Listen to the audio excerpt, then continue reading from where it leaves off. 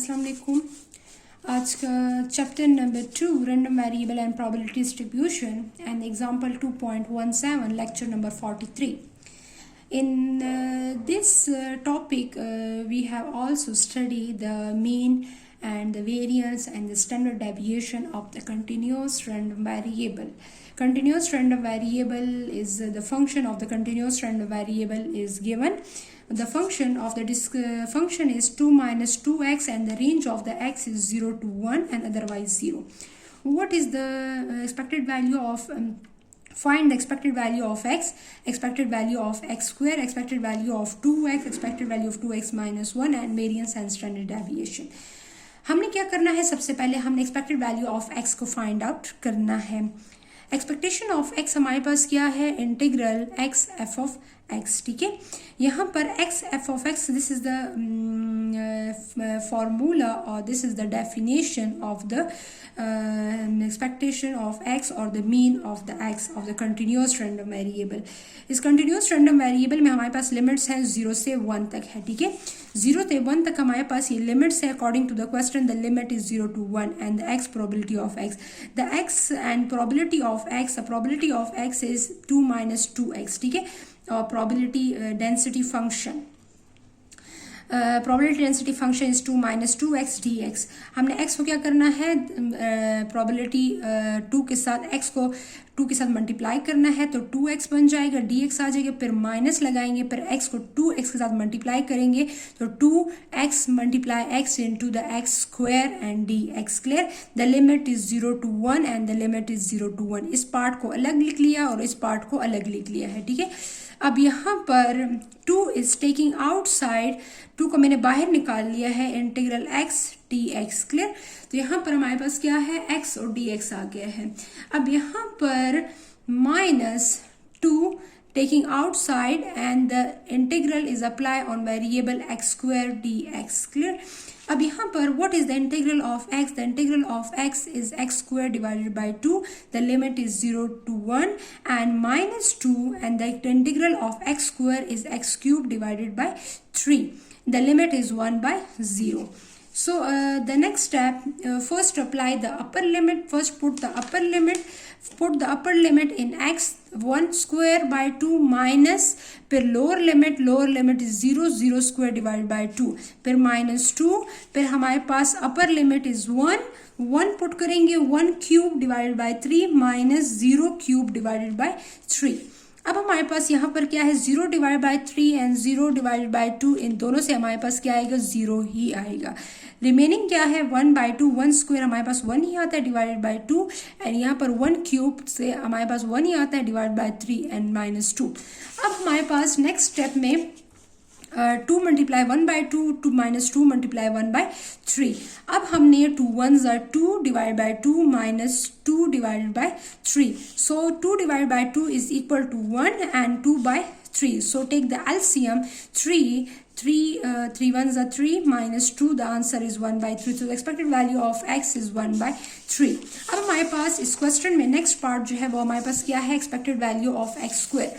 So the expected value of x square is equal to हमारे पास integral x square f of x d x. यहाँ पर x square है तो हमने एक्स स्क्वायर ही put करना है.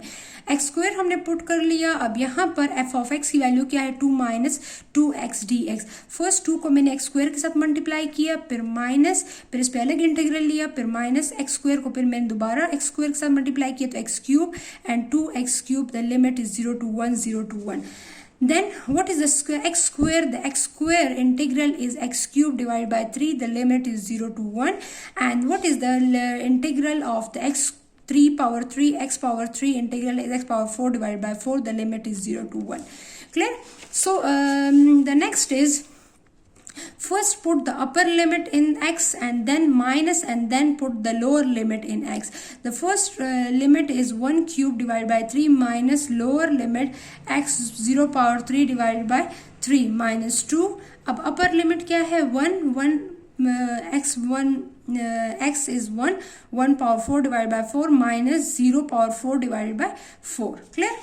So 1 cube divided by 3 is 1 by 3 and 1 power 4 is 1 by 4.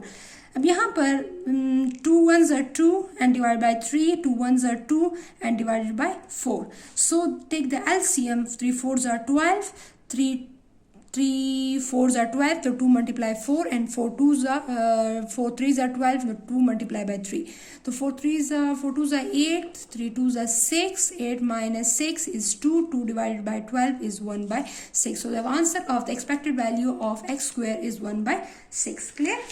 So the next part is the find the expected value of 2x. Clear? The next part is the part 3 is expected value of 2x. What is the expected value of 2x? According to the property, expectation is applied only on variable and the constant is taking outside. ठीक है, अब यहाँ पर 2, what is the expectation of x? 1 by 3.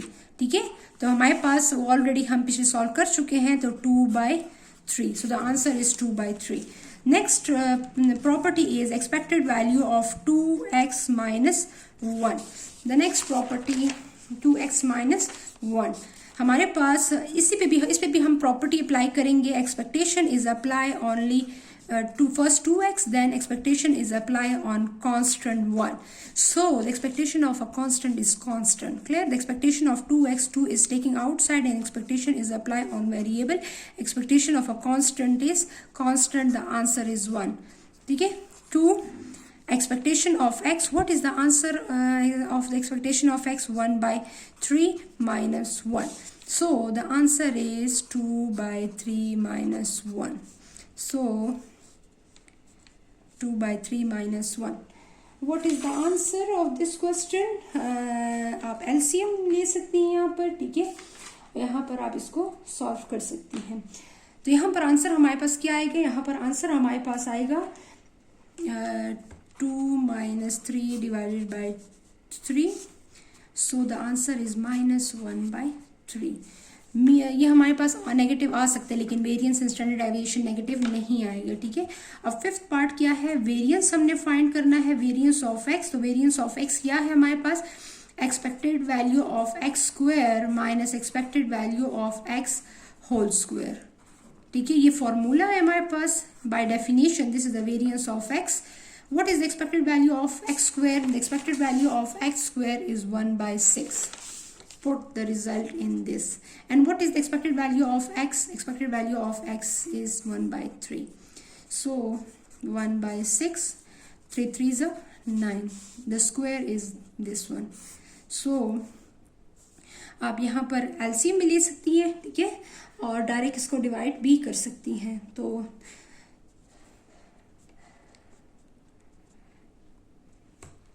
यहाँ पर आप LCM ले लें या कैलकुलेटर से भी आप डायरेक्ट डिवाइड कर सकती हैं. 1 by 6 से आंसर आएगा 0.166 माइनस 1 by 9 से आपके पास आंसर आएगा 0.111. सो आप इसको सब्ट्रैक्ट कर लें. 0.166 minus answer, the result is 0.054. ठीक है, this is the result of the 0.05. ठीक है, this is the result. And last part is the standard deviation of X. What is the standard deviation? Just take the positive square root of the variance. तो आपने variance का under root लेना है 0.05. आपने इसका under root ले लेना है. ठीक है, यहाँ से देखिए डायरेक्ट भी कर सकते हैं कैलकुलेटर से. अंडर रूट ऑफ आंसर जो ऑलरेडी मेरे पास वेरिएंस का आंसर आया हुआ है, आप उसी को वो आंसर जो आप पुट करती हैं, तो इसका मतलब है कि ये वाला रिजल्ट जो है वो खुद उसको पुट कर रहा है. ठीक है, तो under root of answer is equal to 0.23. So the answer is 0.23. The standard deviation of x is 0.23. तो इस क्वेश्चन में हमारे पास 5 पार्ट्स थे और इस क्वेश्चन में आप देखिए हमारे पास 5 पार्ट्स थे 1 2 3 4 5 और 5 के 5 पार्ट्स हमने इस क्वेश्चन के सॉल्व कर लिए हैं। बहुत इजी क्वेश्चन है और इसमें जस्ट कंटिन्यूस रैंडम वेरिएबल में आपको प्रॉपर्टीज़ आपको याद होनी चाहिए एंड आपको फॉर्मूले आपको याद होने चाहिए। इसमें और कोई भी ऐसा मुश्किल वो नहीं है। ठीक है, थैंक यू, अल्लाह हाफिज़।